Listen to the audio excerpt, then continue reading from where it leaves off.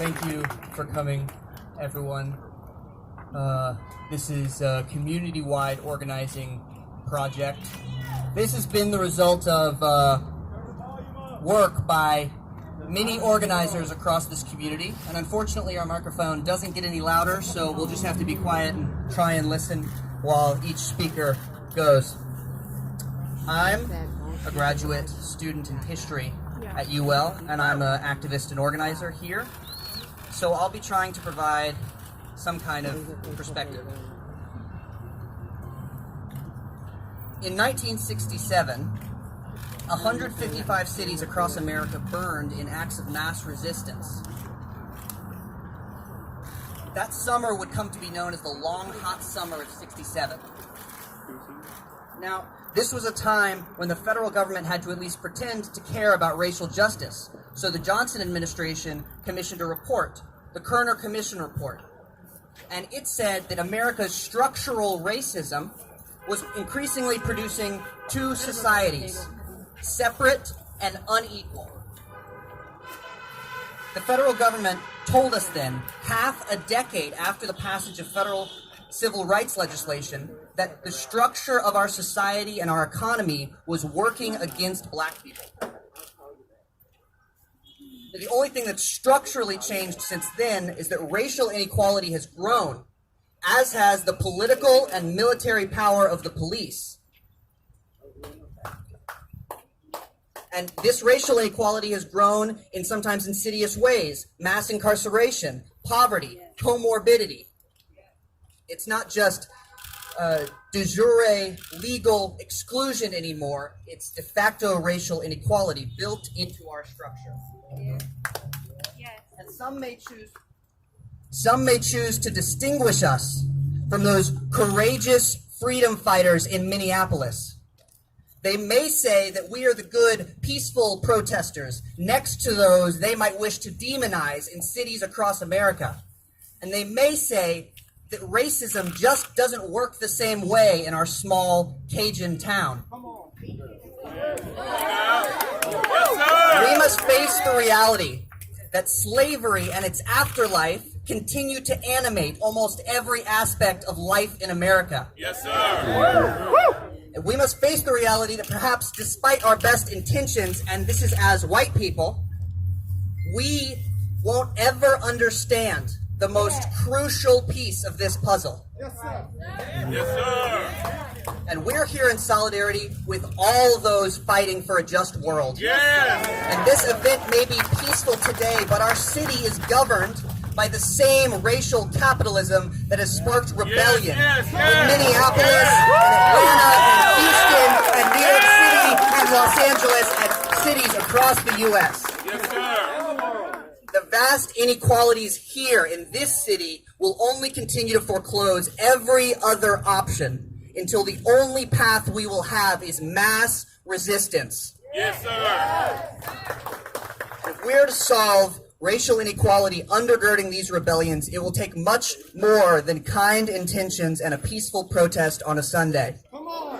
We must be ready to lose the world as we know it and survive together into the new one. I'd like to introduce Alex Poetic Soul. Thank you, Mark. Blessings. Thank you, everyone who made sure to be here today. Black Lives Matter. No matter how much they try to make us to be trash, we will never be trash. None of us are trash. We deserve respect. I have a poem for us. Can you hear me now? Yes, that's better. Is that better? Okay, so everyone after me, make sure that you keep the mic close to you so that we can get as loud as we can. Ready? The day after Alton Sterling lost his right to breathe, Black women prayed to bury aggression so they wouldn't use emotion to justify suicide, try to lynch her dreams, say her screams ring too loud when father lie bloody pavement, tell her swallow anguish with opioids, Xanax, prescribe her addiction, say her torment sound too much like begging, like benefit, body bent backwards, tell her help smell too much like freedom, like dignity. Rather, lodge her head under vehicle, say rocks against naked flesh hurt less than bullwhip, than shotgun, that 10-minute cavity search is not rape, is justified, is only way to find source of black girl magic, tell media make her body viral, broadcast her pain like everyone is strong enough to take this, to adapt, strong enough to survive, then mock her trauma when her womb aches of bullets, declaring war against water gun, against infant, against innocence. Tell her no one care better for her children than system, than casket. Say her voice sound too strong, too loud, too vivid. Then the media ask her how she does it, how she continues, most unprotected species on planet, all gladiator spirit and faith. Black woman carry struggle. You know, I've done this, you know, how much time it took me to write this poem so that officers know that there is only one judge, and God will get you for your lack of support, your lack of consideration for life. How is it that someone can scream to you that he cannot move, he has a spinal injury, and you cannot recognize a medical emergency? Someone is screaming, I cannot breathe, and you do not consider their lives to be valuable enough for you to stand up and lift them up. I do not need to finish this poem. We do not need to continue. We do not need to continue to ask and beg for you to give the same consideration that you would give your 80-year-old grandmother, for you to not put your hands on her. You are not afraid of anyone here. You are not afraid. Your life is not in danger. People are in danger when you pull your guns out. People are in danger when you lack the spiritual fortitude to be a man, to be a true human being, and recognize when someone needs you to protect and serve. You are not protecting us by not uplifting us. You are not protecting us by not standing up against those that make you look bad when you are not the racist officer. You know your brethren, you know your colleagues are making people. I had an officer say that I should not be saved because of the color of my skin after I flipped in my vehicle 2 times. I flipped over and he said that I was not worth saving to the white woman that was supposed to save me. I need everyone here today to remain peaceful. Our voices are strong enough. Following me, the leader of the NAACP, Marja Broussard.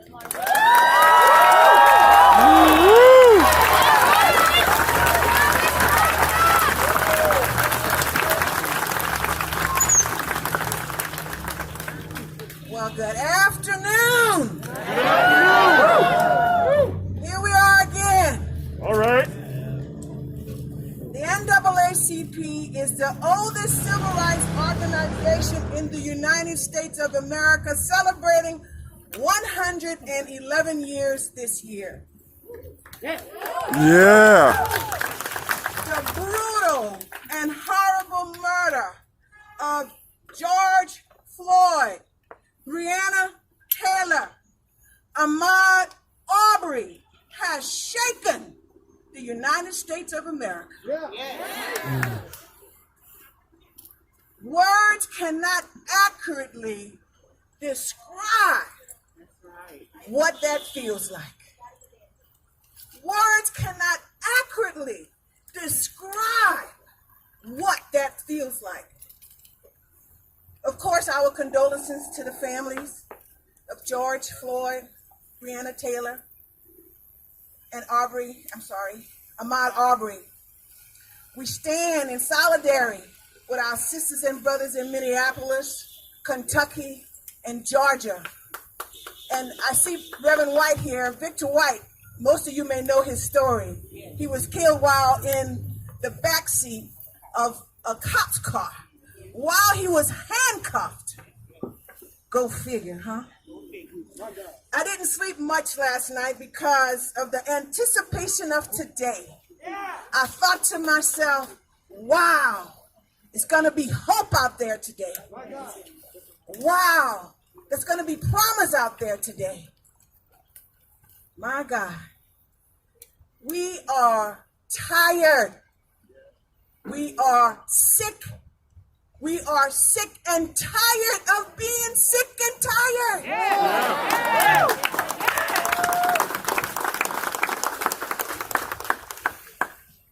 Today I'm filled with hope and expectation as I see young folks, old folks, white folks, brown folks, black folks, don't see no blue folks. But you get the picture.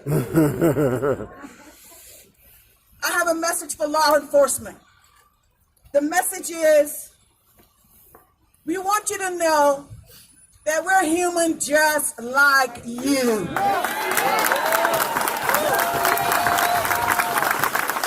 We want you to know that when we leave our homes, we want to get back there that evening.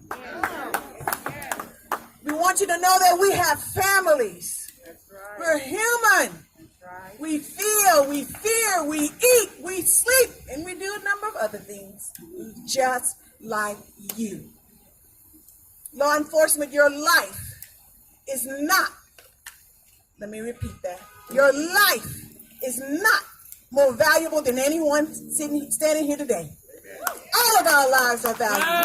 All of our lives are valuable. Lawmakers, let me talk to you for a minute. Lawmakers, you have an obligation to make laws that protect the people who elected you. You have an obligation to make laws that when a law enforcement officer kills or brutalizes somebody, he doesn't get to go home on a paid vacation.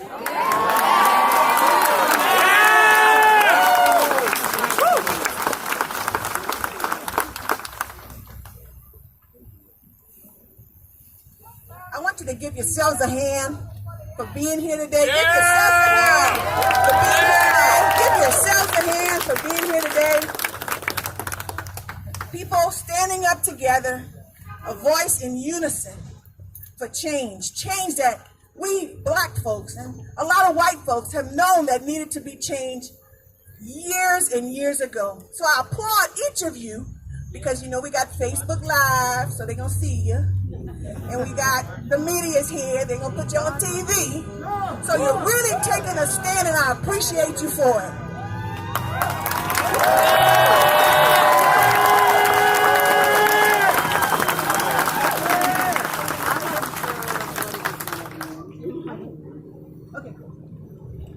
And one more round of applause for yourselves and for our speakers, please.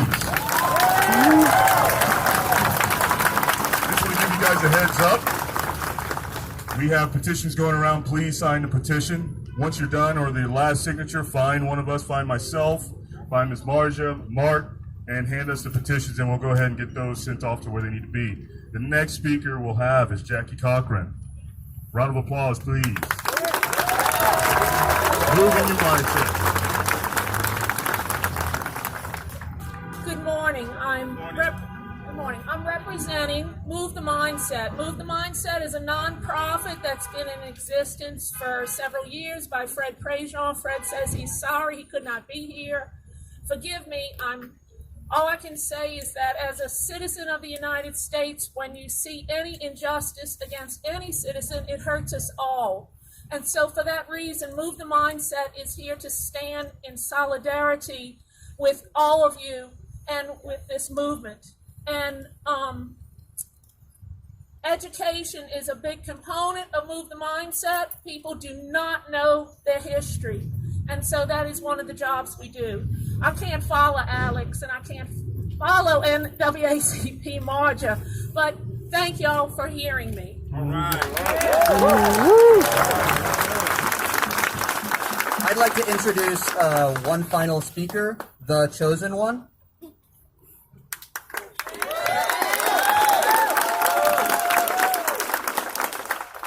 Let's go. With the power of Almighty God and the blessings and favor of my ancestors, I stand here today to demand justice. I stand here today to demand equality.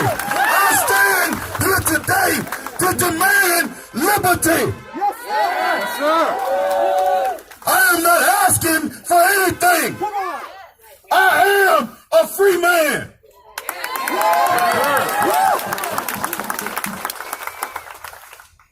I call myself the chosen one to remind each and every one of you here today that you are chosen. Yes, sir.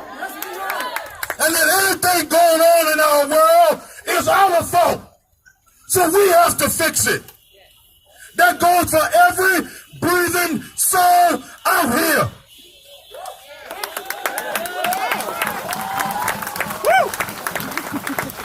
I'm going to tell you a truth that I tell a lot of people.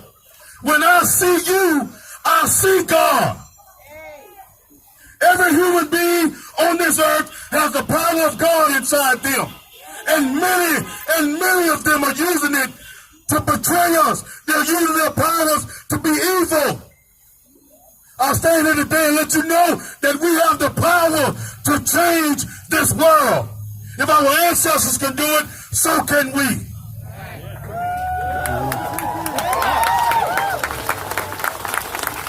But you're going to have to grab your backbone. You're going to have to remember who you are. We are not suffering from police brutality. We are suffering from an identity crisis. You don't know who you are. That's right. Let me remind you who you are. You are the first human beings on this earth. Yes, yes. We existed and created everything. Yes. There is no parts of this world that we have not touched. That's right. That's right. He didn't have his foot on somebody that didn't matter. He had his foot on the neck of Almighty God. That's right. That's right. That's why we reacted this way. Yes. You can't do that to God's people and get away with it. Should not. Now, I'm going to share something with y'all that I learned in my journey on this life. I am an American soldier. I am a warrior. Let me start over. I'm emotional. I'm an American soldier, a warrior, and member of the team. I serve the people of the United States, and I live the Army values. I will always place the mission first. I will never accept defeat. I will never quit. I will never leave a fallen comrade. I am disciplined, physically and mentally tough, trained and proficient in my warrior tasks and drills. I'm an expert. I'm professional. I stand ready to deploy, engage, and destroy the enemies of the United States of America in close combat. I'm a guardian of freedom and the American way of life. I am an American soldier. I've been to Iraq 3 times and fought on behalf of my country. Imagine what the fuck I'm going to do for you. Imagine what I'm going to do for you and you. But I'm going to tell y'all, this is not police brutality we're fighting. We're not fighting police brutality. Hear me clear. Understand in your heart. We are fighting people who are criminals. And they're hiding in uniforms. Understand that. A police officer cannot be brutal. He is honorable. We have to get these two understood. A police officer is a man who has dedicated, a woman that's dedicated their life to serving and protecting the people. These are not police officers. We do them a grave injustice when we call these criminal police officers. Remember, we are against criminals in uniform, and we must change the laws so that we can convict, prosecute, and get rid of these criminals in uniform. Thank you.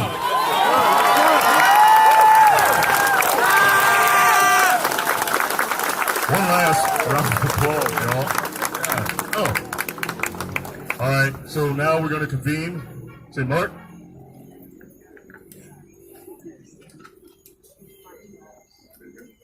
it's my honor to give the marching orders.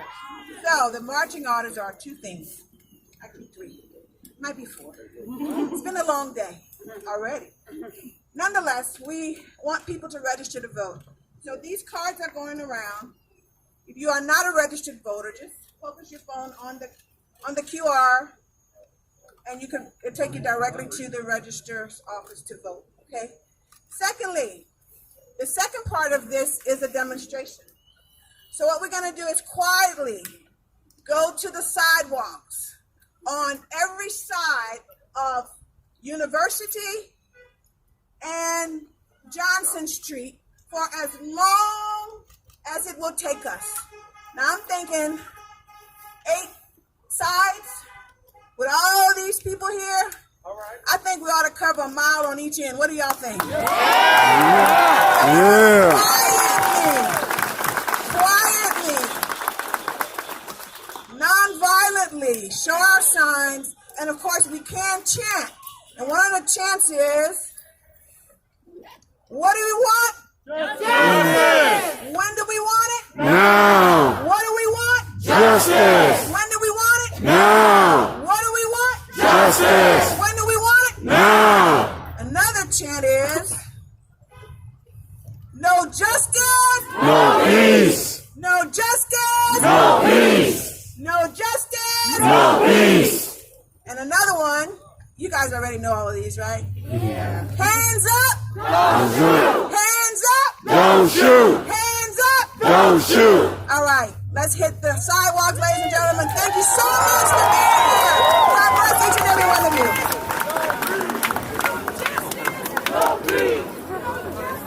No peace. No peace.